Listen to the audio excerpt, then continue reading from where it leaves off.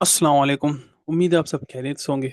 आज 15 दिसंबर 2024 है और आज की हमारी प्रेजेंटेशन बेसिकली ऐसे शेयर के ऊपर है जिसपे म्यूचुअल फंड्स का फिलहाल फोकस नहीं है, जिसपे बड़े बड़े इन्वेस्टर्स का फोकस नहीं है, लेकिन प्राइवेट इन्वेस्टर्स या एनालिस्ट उनका काफ़ी ज़्यादा इंटरेस्ट डेवलप होना शुरू हो गया इस कंपनी में।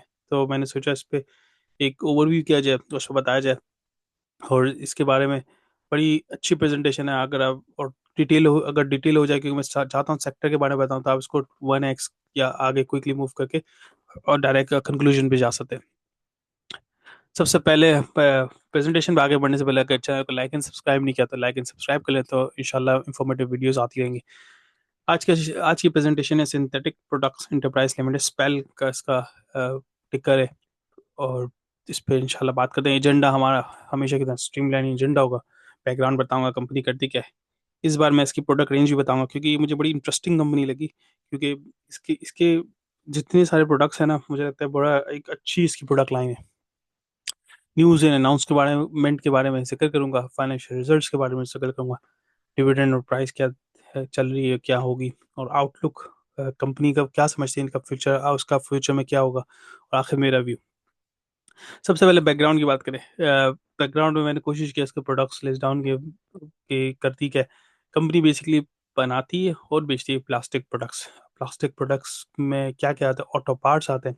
मैं दरवाजा का गाड़ी का दरवाजे के अंदर जो पीस होता है, डैशबोर्ड होता है, ये बाकी आगे ग्रिल वगैरह हो गई, प्लास्टिक आइटम्स ये बनाती है। इसके अलावा फूड इंडस्ट्री में जो प्लास्टिक प्रोडक्ट्स हो गए, जिसमें खाना पैक होता है, वो हो गया। थर्मोकोल वाला आइटम, पानी का कैन हो गया। और ये कुछ इस तरह के प्रोडक्ट्स बनाते हैं जिसको मैं अभी नेक्स्ट स्लाइड पे कवर करूंगा। तो बेसिकली इसका मेन बिजनेस यही है, बनाती और बेचती है। हाई लेवल में बात करें, और जैसे मैंने जिक्र किया, ये कुछ डिटेल्स की प्रोडक्ट लाइंस है जो ये बनाती है और बेचती है। अब इसने रिसेंटली एक्सपोर्ट मार्केट में भी एंटर हुआ और बाहर बेचना शुरू किया, जिसमें गाड़ियों के कुछ नॉब्स हो गए, स्टीयरिंग्स हो गए, इस तरह की चीज़ें बना के बेचना शुरू कर दिया। जो कि मैं समझता हूँ अच्छा इंडिकेटर है। और इस सारा इसने पैसा भी बनाया इस सेक्टर से, इस खास इस डिवीजन से बाहर बेच के, विच इज़ गुड साइन। अच्छा, फाइनेंशियल रिजल्ट्स की बात करें। जब फाइनेंशियल रिजल्ट्स को अगर देखा जाए तो इस हिसाब से बड़ी कंपनी बहुत ज़्यादा मुझे छोटी साइज़ की लगी। और मुझे लगता है कि इसमें बहुत काम बाकी है, उसमें बहुत ग्रोथ अभी स्टिल या टू कम बोल सकता हूँ कि अभी आना बाकी है। रेवेन्यू नंबर्स की बात करें, रेवेन्यू नंबर ग्रो किया है, ठीक है। ओवर द ईयर हम देखे जाए, 19 20 21, ये इसने 22 में 6.3 बिलियन पे पहुंच गया था। लेकिन फिर 23 में कम ग्रोथ रही और 24 में भी कम रही। तो I think as long as grow करे, which is a good sign, but sustainable growth is very important. और किस तरह का क्या एक्शन कंपनी ले रही है रेवेन्यू को बढ़ाने के लिए, ऑपरेशन को बढ़ाने के लिए, ये एक बहुत इंपॉर्टेंट चीज़ है। इनके अगर ईपीएस नंबर देखें, ये क्वार्टर के रिजल्ट हैं, लेटेस्ट क्वार्टर, और ये जून या 30 जून 2024 के रिजल्ट है। ईपीएस का 3.3 रहा, हाई लेवल बात करें। लेकिन इस क्वार्टर पे इसने ₹1.5 ईपीएस कमा लिया, लुक लाइक एक क्वार्टर में इसने आधा ईपीएस कमा लिया, जो कि अच्छा इंडिकेट कर रहा है। रेवेन्यू नंबर वाइज अगर देखा जाए, रेवेन्यू नंबर भी अच्छे गुजरे पिछले पूरे साल के। जो जून पे खत्म हुआ, 7 अरब था, 2.5 अरब इसने अभी कमा लिया, तो इट इंडिकेट फर्स्ट क्वार्टर का अच्छा रहा एंड सो ऑन। अच्छा, इसकी वजह बेसिकली ये थी कि इस साल हमने देखा कि मार्केट में थोड़ा सा पेस डेवलप हुआ, मार्केट थोड़ी चलना शुरू हुई। तो जब चलना शुरू हुई तो जाहिर एक्टिविटीज़ होना शुरू हुई, गाड़ियाँ बनना शुरू हो गई। गाड़ी के सेक्टर में बड़ा ज़्यादा रिवोल्यूशन में कहना गलत नहीं होगा, क्या है, लोकलाइजेशन पर ज़्यादा फोकस है। तो इस तरह की चीज़ें ना बहुत ज़्यादा चलना शुरू हो गई। इस तरह की अटैच इंडस्ट्रीज़ हैं। तो इस वजह, बाकी फाइनेंशियल रिजल्ट में ऐसा कोई ऐसी चीज़ नहीं जो मैं जिक्र करूँ जो अलार्मिंग हो, जो कंसर्निंग हो। सब कुछ स्ट्रीमलाइन है, विच इज़ गुड साइन।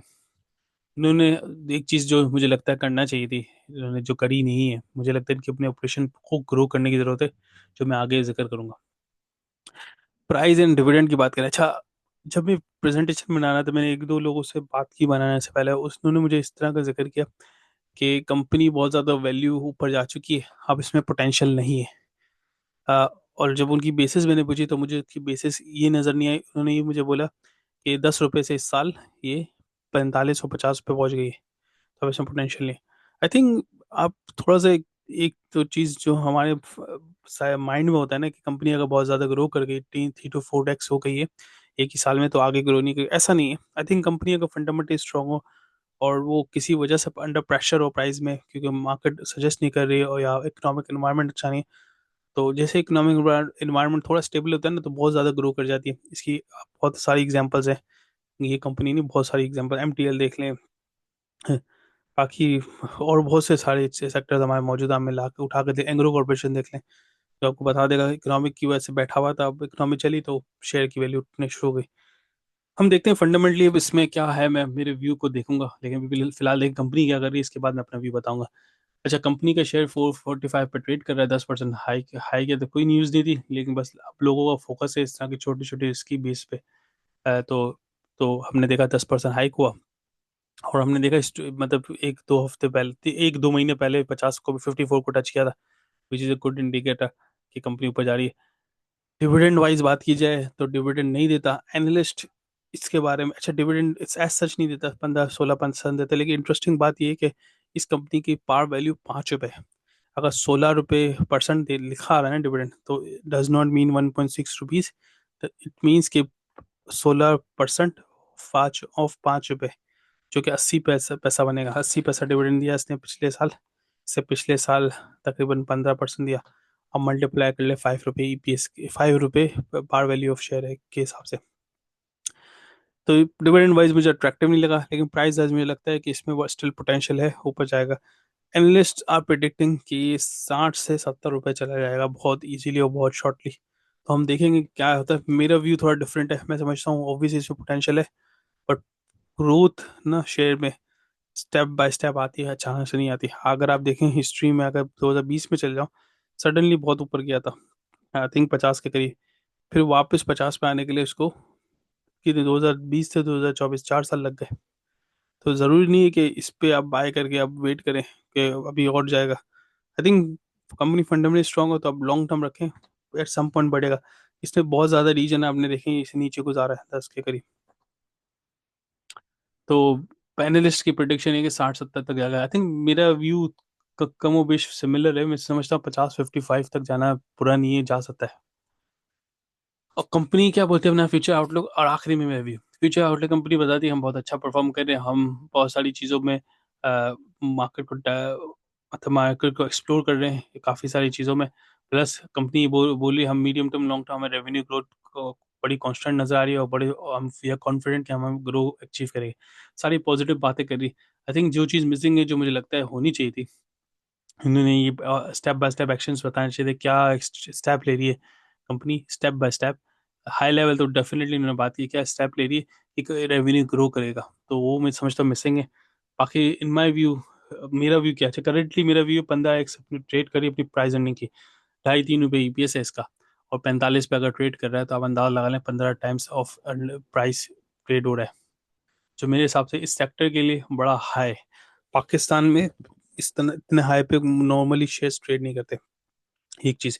दूसरी चीज़ ये, ग्लोबली अगर हम सेक्टर देखें ना, plastic and product sector, packaging sector, वो ग्लोबली इंटरनेशनल मार्केट में 12 से लेकर 13 के बीच, 12, 13, 14 तक ट्रेड ऑपरेट करता है, जब कंपनी की बड़ी स्ट्रॉन्ग सेटअप हो या कंपनी की बड़ी स्ट्रॉन्ग हिस्ट्री हो। इस कंपनी की ऐसा स्ट्रॉन्ग हिस्ट्री नहीं है, तो 15 टाइम से ट्रेड करना is in my view is high value. जब लेकिन कंपनी इवेंचुअली पैसा तो बना रही है, हम देख रहे हैं कंपनी कैश फ्लो भी पॉजिटिव है इसके, और लॉसेस में नहीं है, और पोटेंशियल है इस मार्केट में। तो लॉन्ग टर्म के लिए रखना गलत नहीं होगा, अच्छा होगा मेरे हिसाब से। अच्छा, मेरा व्यू किस चीज़ पे डिपेंड करता है, मेरा मैं क्यों समझता हूँ लॉन्ग टर्म अच्छा हो। एक तो सबसे पहले चीज़, पाकिस्तान की मार्केट ग्रो कर रही है, ग्रोइंग। तो इस तरह जब मार्केट ग्रो करेगी, पाकिस्तान की पॉपुलेशन ग्रो करेगी, तो ये इस तरह की जो इंटरकनेक्टेड प्रोडक्ट्स है ना, जो इनडायरेक्टली लिंक है, जैसे गाड़ियों के पार्ट्स वाला सेक्टर है, जिसमें गाड़ियाँ अब लोग लोकलाइजेशन पे कंपनीज जा रही हैं गाड़ियों के लिए, इंपोर्ट नहीं करा रही, तो ये सेक्टर पे फर्क पड़ेगा। तो इस तरह की कंपनी इसको हेल्प करेगी उस लोकलाइजेशन को। इतने सारे पैकेजिंग वाले प्रोडक्ट्स हम डेली की बेसिस पे यूज़ करते हैं। अब देखना हमने शुरू कर दिया कि मिल्क भी अब बॉक्सेस एंड प्लास्टिक के कैंस में, बॉटल्स में आना शुरू कर दिया। तो जैसे जैसे इस तरह की सेक्टर्स, दूसरे सेक्टर्स में अवेयरनेस आएगी ना पैकेजिंग की, तो ये सेक्टर, और तो ये सिंथेटिक प्रोडक्ट ऑटोमेटिकली इस सेक्टर में एक डिमांड क्रिएट हो जाएगी, जो मेरे व्यू के मुताबिक डिमांड क्रिएट होगी, तो डेफिनेटली इसकी कंपनी की शेयर की प्राइस भी में भी इंक्रीज होगा और वैल्यू बनेगा। सेकंड चीज एक्सपोर्ट पोटेंशियल से मुराद ये अब इन्होंने एक्सपोर्ट को एक्सप्लोर करना शुरू किया। तो मुझे लगता है एक्सपोर्ट में ये बहुत अच्छा कमा सकती है और बना सकती है, तो इसको मजीद एक्सप्लोर करना चाहिए। ऑल्दो एक्सपोर्ट में काफ़ी सारे कंट्रीज को टक्कर नहीं दे सकती, लेकिन ये लोकलाइजेशन अफगानिस्तान वगैरह में एक्सप्लोर करना चाहिए, इसको कर भी सकती है। बाकी ऑटो सेक्टर वाली मैंने बात की, लोकलाइजेशन पे फोकस है तो ये कंपनी बनाएगी पैसा। अच्छा, एक चीज जो मुझे लगता है जो इन्होंने एक्सप्लोर नहीं की वो करना चाहिए इस सेक्टर को। आजकल हम बहुत ज़्यादा सुनते हैं इंटरनेशनली कि रिसाइकलेबल प्रोडक्ट यूज़ करो, रिसाइकलेबल, जो कंपनी रिसाइकलेबल प्रोडक्ट बना रही थी तो उसको बड़े इन्वायरमेंटल फ्रेंडली का अवार्ड दिया जाता है। इस तरह की सारी चीज़ें सुन रहा हूँ।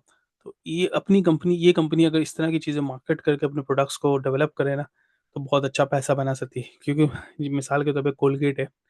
कोलगेट अपने वो जो केपीआई होता है, की परफॉर्मेंस इंडिकेटर, उसमें बताता है कि हम इन्वायरमेंटल फ्रेंडली काम कर रहे हैं और हम ऐसे प्रोडक्ट्स लेते हैं, मतलब ऐसी पैकेजिंग लेते हैं जो रिसाइकलेबल बनी हुई है, जो रिसाइकल आइटम से बनी हुई है। तो इस तरह की चीज़ें अगर ये कंपनी बना के बेचेगी तो उसका कस्टमर मजीद अट्रैक्ट होगा, जो कि मैं समझता हूँ उसको करना चाहिए, जो कि नहीं कर रहा करेंटली। सेकंड चीज़, मुझे ये सेक्टर में इनके बहुत सारे प्लास्टिक प्रोडक्ट्स हैं मार्केट में, जो कि काफ़ी कंपनीज के साथ एफिलिएटेड कंपनीज बेची, लाइक शैम्पू की बॉटल्स हो गई। लेकिन कहीं भी मुझे मेडिकल में या हाईटेक प्रोडक्ट सेक्टर में इसका कोई आइटम नहीं दिखा, जो मैं समझता हूँ ये एक सेक्टर जो उनको एक्सप्लोर करना चाहिए, और this will be an opportunity for this company to grow. तो ये करना चाहिए। विद दिस ऑल सेट, मुझे लगता है कि इस कंपनी में स्टिल पोटेंशियल है। 15x पे ट्रेड करें, no problem, but long term पे आप देखा जाए स्टिल अंडर वैल्यू मेरे हिसाब से। और कंपनी बिजनेस बना रही है तो इस, बट इसको थोड़ा बहुत डायरेक्शन थोड़ी सी सही करे, ऑल्दो बहुत अच्छी डायरेक्शन में फिलहाल भी जा रही है। ये मजीद अगर चेंज करें अपनी डायरेक्शन को, थोड़ा सा इंप्रूव करे, तो बहुत अच्छा पैसा बना सकती है। Think that's it. ये मेरा व्यू था शेयर के हवाले से। कोई चीज़ मिस आउट की तो मुझे बताएं, इंशाल्लाह मैं कवर करूंगा अपनी नेक्स्ट वीडियो में। बाकी आपके कोई व्यूज़ हो तो लाजमी बताएं, और चैनल को लाइक एंड सब्सक्राइब नहीं किया तो हम सब्सक्राइब करें। इंशाल्लाह मजीद इंफॉर्मेटिव वीडियोस आती रहेंगी। जज़ाकल्लाह, अस्सलाम वालेकुम।